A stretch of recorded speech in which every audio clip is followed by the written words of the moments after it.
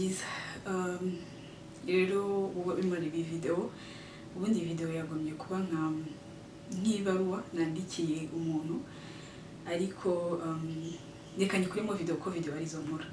Iyi video rero akaba ari ibaruwa nandikiye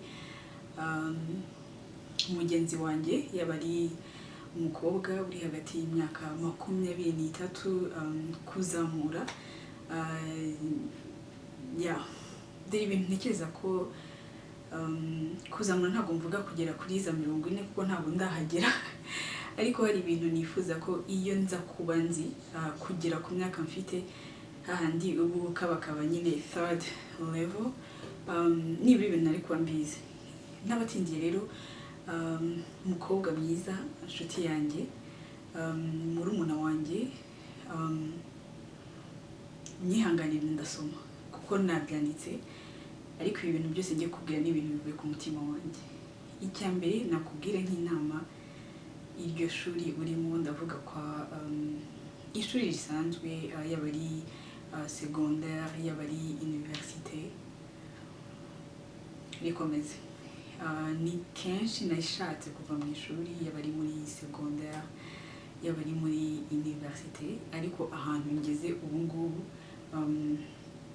ntabwo byari gukunda nyine iyo iryo shuri nimba narariretse.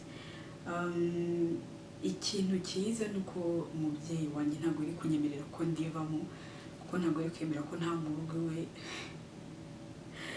nari mu ishuri. Ikindi kandi niga muri kaminuza hari inshuti imwe yanyicaje icyo gihe numvaga ndambiwe ishuri kubera ibintu bitandukanye ibibazo bitandukanye arangije arambwira ngo promise me ndahirira ko ibiba byose ishuri bitazariba mu burundu. Ndamushimira cyane. Ikindi iyo ntarirangiza ntabwo mba ngiye gutangira masters, iyo ntarirangiza ntabwo mba ndimo ndakora akazi nk'ubu ngubu. Iryo shuri ntabwo bibona ariko iryo shuri ni ingenzi, ayo manota ni ingenzi. Ibintu byose bitwara igihe byose kwiga kuba kwihangana. Hari nagiraga ikiganiro kuri TV10. Igitangaje nuko effort zose byasabaga kugira ngo kiboneke narazikoraga ariko harimo iminsi nagenze n'amaguru kava nkaba ku Gishushu ngataha iwacu Samuduha n'amaguru ariko ikiza nasinziraga neza kuko cyari cyanjye. Yes, ayo gutegesha nabaga nakodesheje kamera nabaga nayaguze drinks kuri set ukajya kwisanga ugasanga utahanye utafite nk'igiciro cya 50 bon 200 ubwo akaba ari 150 iri kuvana mu mujyi reka kugeza ku Gishushu ukaba usigaranye 50. Ibintu byose bifata igihe. Iyo show nakoraga niyo igengejeje ahantu henshi pe sacrifice nakoze ahantu nitanze ntabwo mba mpariyo ntabikora. Ibintu byose bifata igihe. Ufite pressure ya social media ntabwo ari we wenyine, twese turayigira ariko uwo muntu utekereza ko uri muri impressinga icyavuga ko nawe hari abandi arimo impressinga kandi abo bantu ntabwo ari wowe ni agahinda. Ikindi kandi imyaka 3 trust me ntabwo muzamwibukiranye yaba ari inshuti zawe zigushiraho pressure yaba ari abo mwigana imyaka 3-5 biheza bari mu buzima bwe iga kugira nyine wowe ubwawe. Ikindi nagarukaho ntuzaryamane nawe kubera ko hari faveur umukeneyo. Niba ari urugero niga muri kaminuza umwarimu umwe yampaye retake kubera ko nanze ko tujyana iwabo muri Uganda. Niba ari kugira umugore ahandi muri 2015 umuntu yanyimye akazi kandi abizi neza ko akazi ndi mbushaka nyine nagashobora ndibuka icyo gihe yashakaga ko turyamana cyangwa dusomana mu biro bye, ndangije ndamubwira nti ntabwo nshobora guhemukira umugore wawe. Icyo nshaka kuvuga ni uko iyo faveur nutayibona ntabwo upfa ku kazi barakanyimye, retake narayikoze ariko hey see me I'm happy. Ikindi ni buri relationship, ni buri muri relationship, niba gukubita, niba kwa abusinga, niba kubwira nabi, he doesn't deserve you. Nakongera kukubwira ngo tukivuga ku bantu nyine bo hanze, be your own best friend. Hari amabanga amwe namwe atakwiriye gusohoka, hari ibyo ugomba nyine guhamba umutima wawe, ariko ntibikuraho ko ugira inshuti. Hari inshuti mfite Samantha, anzi nambaye ubusa, anzi nakozwe n'isoni, anzi ndi confused, anzi byanshanze, twarariranye, turubahana, ntituvugana buri munsi ariko she's someone nshobora guhamagara kubera ko nzi ko ari bwumve gusa, atagiye gutanga ibisubizo, ariko nzi ko nyine ari bwicare akumva. Simvuze ngo ucike ku bantu bose, ariko nyine gira ya nshuti iyo muvuganye ebana ibintu byose murabivugana. Ikindi navuga, iga gutanga. Nimvuga gutanga ntutekereze byonyine amafaranga, hazamo igihe, ndaca umurongo nyine ku gihe, ibintu byoroshye abantu bataha agaciro, yaba ari igihe, yaba ari kumva abandi bantu, yaba ari amaboko, tangiye volunteering. Turetse ku bintu bye igihe rero ko tuvuga amafaranga, hari igihe uba ufite nka make cyane, make pe ubona nta utayasangira n'abandi. Muri 2017 nibwo nageze muri Amerika, ndibuka mu mezi nko mu kwa karindwi, mu kwa munani, icyo gihe hari hashyushye cyane, ariko ntarava mu Rwanda, numva nari nsanzwe ndihera abana ishuri. Noneho rero hagera igihe nagombaga gutanga amafaranga y'ishuri. Icyo gihe cyageze rero n'amafaranga amaze kunshirana. Ndabyibuka narahashye umunsi umwe ari ku manywa, noneho maze guhaha,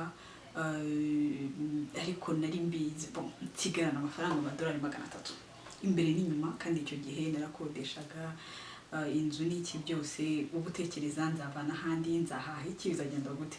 Nayo mfite amafaranga $300. Icyo gihe abana bari bakeneye ayo mafaranga yose. Ayo mafaranga ndicara ndavuga kugira ngo birukane abana, reka nyatange, saa kindi zabyara ikindi. Ubu ni njyewe ndangije. Ndibuka ko niba hari amafaranga ntajya ndekahita gutanga nayo. Urumva ugutekereza rent izava hehe, bizagenda bite, bizagenda neza, bizagenda bite. Ndibuka ko amafaranga nayitanze ku gatandatu, ku cyumweru nagiye gusenga, nibwo nahuye na famiye, nakita famiye yanjye hano muri Amerika, akaba ari umupapa n'umugore. Kuva icyo cyumweru barancumbikiye umwaka wose. N'abantu banguriye amatike y'indege yo kujya wenda mu zindi state, igihe nari nkeneye wenda guhura n'inshuti, n'abantu bambaye hafi. Igitangaje nuko imodoka ya mbere naguze njya kwimuka mva muri Arizona njya muri California, bayishyuye cash. Kuyishyura cash barangurisha, ariko bayishyura cash. Njye noneho rero ngenda mbishyura nyuma. Tanga, niba hari ikintu nagusaba gukura muri iyi video, tanga utitangiriye, kuko ijambo ry'Imana riravuga ngo gutanga biruta guhabwa, kandi bizana umugisha mwinshi pe. Umugisha naba mfite yaba muto cyangwa yaba munini, nuko mu gutanga. N'ubundi gutanga ndimo ndaguha. Ikibabaje nuko iyo famiye yakoze ibintu byinshi ntabwo nshobora kubibabwira. Tekereza ko nk'ubu ngubu uwo mama na papa we, baracyafite papa we, ntabwo bakiri aba friends kuri Facebook, kubera ibintu birimo biraba. Mama we ni ashyigikira ko afite umwana w'umwirabura, agomba kumuvugira akavuga ko Black Lives Matter. Papa we rero ni umurepublique, ntabwo ari aba friends kuri Facebook kubera bukiza. ikindi navuga be humble, ni ibintu turwana nabyo, ni ibintu twiga ko nanjye ubwanjye mbyuka mu gitondo nsaba Imana impa guca bugufi, ariko be humble. Ikindi nakubwira, iga ibintu bitandukanye, gira notion voilà ku bintu byose, yaba ari umupira w'amaguru, yaba ari kudoda, yaba ari guteka, yaba ari gukina amakarita, ba open, kubera ko you never know umuntu muzahura akakugirira akamaro, icyo muzahuzwa nacyo. Ushobora gusanga ari umuntu ukunda Barcelone, tuvuge soka muri rusange, ushobora gusanga ari umuntu urugero ukunda se animation, ushobora gusanga ari umuntu ukunda music. Gira notion ku bintu byinshi. Ikindi nakongereraho, igihe wumva ko unaniwe, take a break, igiruhuka rwose, it's fine. Hari ikintu nyine tutajya twemera, ukajya uvuga uti no uyu munsi ndumva nta mbaraga, ejo nta mbaraga, ejo ubundi nta mbaraga. Uri umuntu uri normal, reka kugerageza ku overworking yourself, it's fine, take a break. Hari igihe abantu batekereza bon, I don't know, peut-être ko ari byo cyangwa atari byo, hari abantu batekereza ko nsoma ibitabo buri munsi. Ntabwo nsoma ibitabo buri munsi. Ikintu cyiza ni uko iyo nicaye ku gitabo cya paje wenda tubwe 150, nja kukirangiza mu masaha nk'atatu. Hari igihe nsobanura ndiviewing igitabo nasomye nk'umugoroba ushize, niyo fort yanjye, yego ndasoma wenda almost every day, ariko igihe numva ncitse intege ntabwo njya mbiforsa, nkategereza igihe numva meze neza igitabo cyanjye nkagisoma ubundi kikarangira. Ikindi nuko iyo numva nyine naniwe, iyo numva nta kintu nshaka gukora, cyakoze I make sure ko ku munsi nibura ndeba ikintu gifite umumaro. Ni ukuvuga ngo ishobora kuba ari video, ishobora kuba ari indirimbo, ishobora kuba ari filime ivuga ku bintu bifite akamaro. Ikindi gihe naniwe, hari igihe nigira hanze ngikorera sport, nkumva music, ubundi nongere nkagaruka. Ikindi kintu, nakuze ndi independent, ntazi gusaba ubufasha, ariko niba hari ikintu nakubwira ngo iga gusaba ubufasha. It's okay gusaba ngo wamfashije, I'm struggling here, hari ibintu ntarimo ndumva, hari ibingoye, wamfashije. Ikindi, isi, circonstance, imibereho, ntukemerere ko idefining who you are, ngivuge ngo kuko ubu udafite amafaranga ngo mve ngo uri umukene, kubera ko ibigezweho ari size 0, ukaba uri size 15. Ibyo ntabwo ari wowe. Ubu uriwe itandukanye n'imyenda wambara, ubu uriwe itandukanye na uko ukiza kubona, ubu uriwe bitandukanye n'uko oncle agufata, ubu uriwe bizwe n'Imana. Ntukemerere isi rero ko ikudefining. Ikindi, niba utarabona purpose yawe, abantu benshi baravuga ngo ntabwo nzi passion yanjye, ntabwo nzi purpose yawe. Irahari. Niba hari responsable ufite, yikorane umwete, niyo yaba ari gukubura, niba yaba ari kudoda, niyo yaba ari gutekera abantu mu rugo, ku gihe urimo, kuri present moment, ubu ngubu, iyo niyo purpose yawe. Uko uyisavinzemo neza, abakristo barabyumva, uko aho uhagaze uhakoze neza, niko ushobora kongera akandi kazi. Igihe purpose urimo y'ubushomeri nutayitwaramo neza, indi purpose ntabwo izaza. Icyo nacyo ni ikindi kintu. Ikindi navuga, have fun. Ubuzima ni butoya, ntabwo twese tuzagera ku myaka 60, 90, ushobora kurangira kuri 35, ushobora kurangira kuri 29, who knows. Just have fun. Waba ukunda gusohoka, waba ukunda kubyina, waba ukunda kwinezeza kose. Njye sinkunda gusohoka, ntabwo ari ibintu byanjye, ariko nkunda inkweto, niyo fan yanjye. Kimenyimenyi mfite nka pair 60 z'inkweto zo hejuru. Ubuzima ni butoya. Ikindi navuga, hari igihe ugira inshuti, hari igihe famiye yawe itakumva, ugatekereza ko uri kurwana wenyine, ntibashaka kunyumva, oya ngiye baranyanga, ntabwo bakwanga, ntabwo byumva, ariko nukura uzabyumva, kuko famiye yawe nicyo kintu n'iyi si yakwanga ikajya ibona nta gaciro ufite, famiye yawe bazakurwanira, famiye yawe bazaguhagararaho. Impamvu ubona batakumva, nabo bafite fight zabo, nabo bafite ubuzima, bafite ibyo bahanganye nabo. Be patient, ubumve nyine, ntutekereze ko ari ikindi. Hari n'ababyeyi bakuze wenda batazi urukundo, batazi kwicana n'abana babo, batazi kugira gute, ntabwo bakwanga pe. Ikindi, umubiri wawe kuko uzagenda uhinduka. 23 ntabwo ari kimwe 26, 27 rimwe na rimwe uzajya utaha wumva unaniwe kandi nta kintu wakoze, umubiri wawe uzahinduka. Ikindi, twese dukora amakosa. Yes, muri past wakoze amakosa, it's fine. Twese twakoze amakosa. Umunsi washize nakoze amakosa, ukwezi kwashize nakoze amakosa, icyumweru cyashize nakoze amakosa, n'ejo ndayakora na mukanya wasanga nyakoze. It's okay. Amakosa, just learn from them and forgive yourself. Buri gihe iyo mbwiye abantu ngo anyway, abantu bakoze mwese uzakubwira ko uracyakura kandi amakosa ntagahagarara. Ikindi navuga, senga, pray and pray and pray. Imana niyo byose. N'igihe udashaka gusenga ujye usenga. Gusenga ntabwo ari buri gihe ngo ndiherere ngira gute.